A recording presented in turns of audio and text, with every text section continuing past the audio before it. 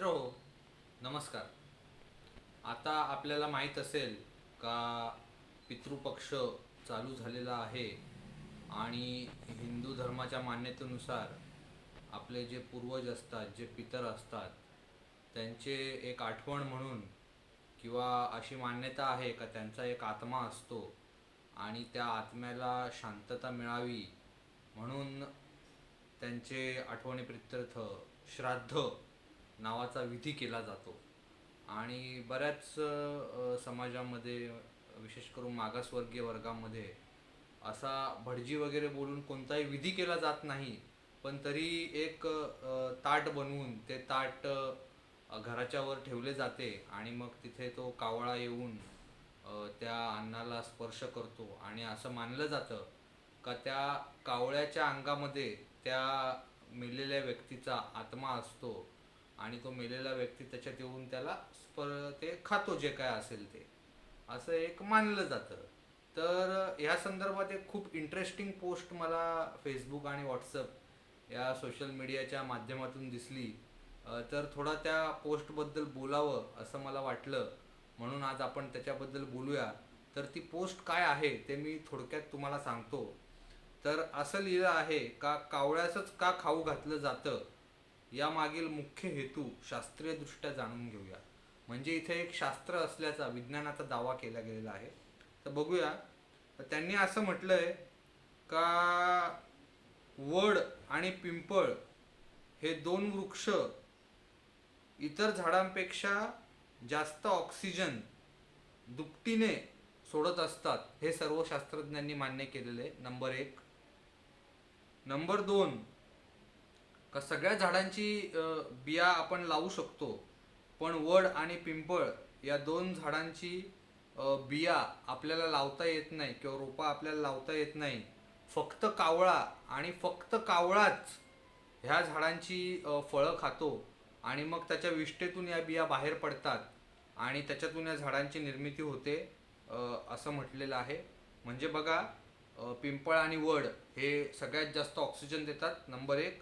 दोन, कावळा फक्त आणि फक्त कावळाच या वड आणि पिंपळ या झाडांच्या बिया आपल्या विष्ठेमार्फत पसरवू शकतो. तर आता कावळे गेले तर ही झाडे टिकणार नाही, असं तिसरा एक दावा ह्याच्यामध्ये केलेला आहे.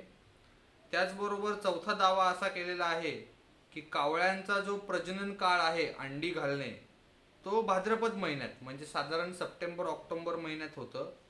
हां, त्याच्यामुळे काय करायचं आहे आपण, तर प्रत्येक सुसंस्कारी घराघरातून पोषक आहार ह्या कावळ्यांना जर आपण दिला तर ते जगतील.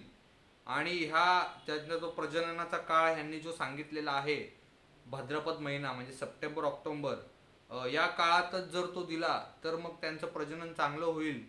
त्यांचं प्रजनन जर चांगलं झालं तर मग ते मोठ्या प्रमाणात वडा आणि पिंपळाची झाडं उगवण्यासाठी आपल्या विष्ठेतून मदत करतील, असा एक दावा ह्याच्यामध्ये केलेला आहे.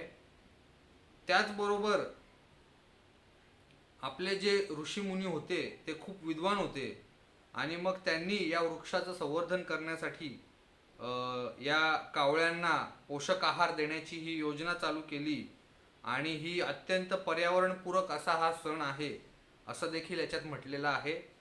त्याचबरोबर ती समजून घेण्याची आपली कुवत नाही, म्हणून पितृपक्ष आला की कावळ्यावर आपण टुकार विनोद करून एकमेकांना पाठवतो आणि ज्या प्रथेमागे विज्ञान आहे ते शोधण्याऐवजी त्याची खिल्ली उडवणे यातच पुरोगामीपणा व अतिसुशिक्षितपणा ज्यांना वाटतो त्यांच्या बुद्धीची कीव करावीशी वाटते, असं या लेखकाने लिहिलेलं आहे.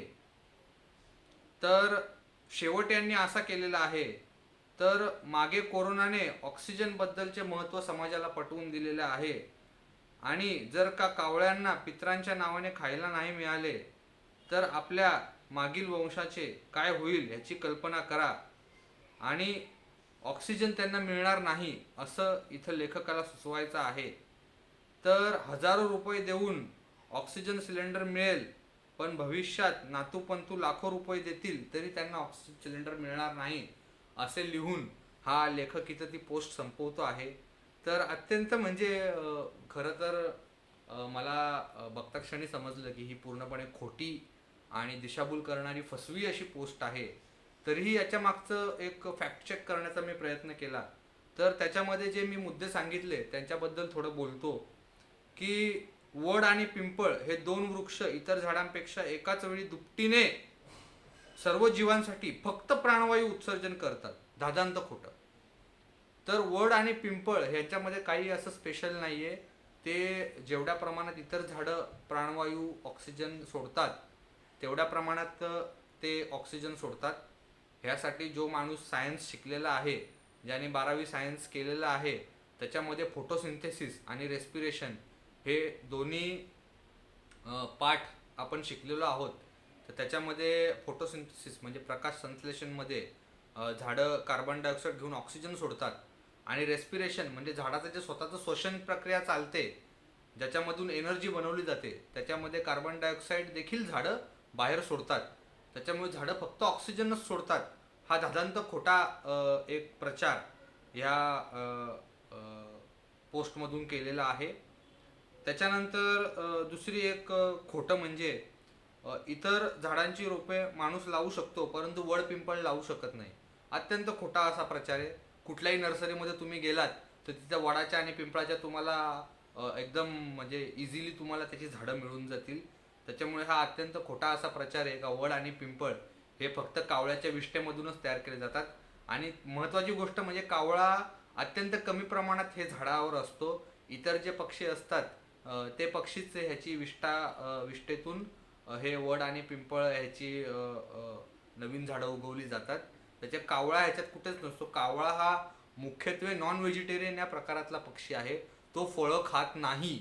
अत्यंत म्हणजे मजबुरी असेल तरच तो फळं खातो, नाहीतर किडे मुंग्या किंवा इतर छोटे कीटक असतील, इतर कोंबड्यांची पिल्लं असतील, पक्ष्यांची पिल्लं असतील, हे त्या कावळ्याचं खाणं आहे. हे लक्षात घ्या. कावळा हा प्रायमरीली नॉन व्हेजिटेरियन आहे.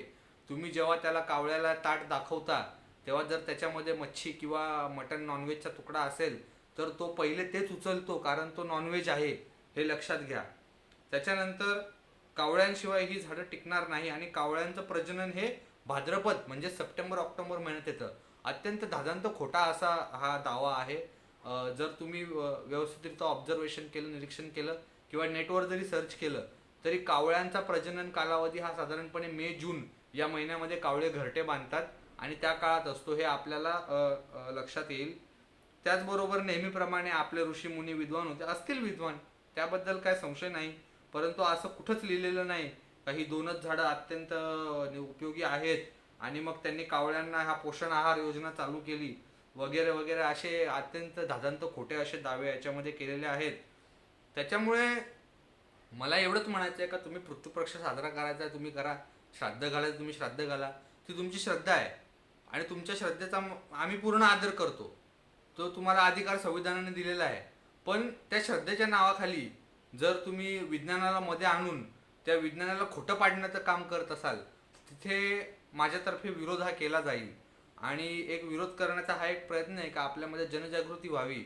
आणि हा जी पोस्ट जर आपल्या वाचनात आली असेल तर ती अत्यंत खोटी अशी पोस्ट आहे. अशा पोस्ट कुठेही फॉरवर्ड करू नका. जर कोणी फॉरवर्ड करत असेल तर त्याला हा व्हिडिओची लिंक पाठवा किंवा जर तुम्ही हा व्हिडिओ बघितला असेल तर त्याला ते एक्सप्लेन करा का बाबा हे असं असं खोटं आहे. तर साहजिकच इथं पितृपक्ष किंवा श्राद्ध घालण्याला माझा विरोध नाहीये.